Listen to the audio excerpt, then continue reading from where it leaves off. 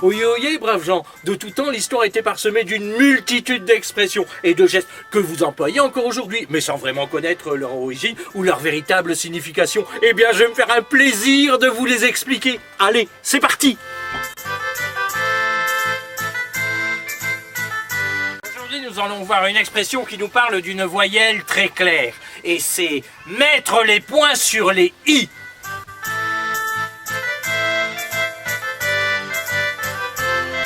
De nos jours, vous utilisez cette expression pour dire que vous allez mettre les choses au clair.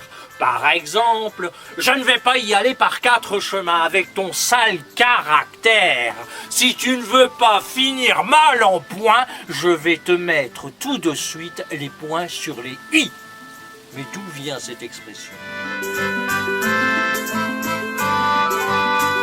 L'expression nous vient du Moyen-Âge. À cette époque, la lettre I, dans l'écriture gothique, était une simple barre verticale. On pouvait aisément la confondre avec d'autres lettres. Dans un souci de clarté, les moines avaient pris l'habitude d'apposer une marque sur la lettre I pour la reconnaître. Ce fut un point au-dessus du I. Cette pratique fut étendue par la suite à la lettre J.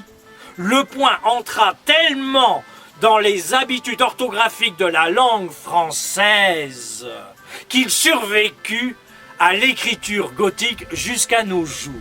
C'est ainsi que cette expression signifie clarifier les choses comme le faisaient les moines copistes. Voilà d'où vient cette expression.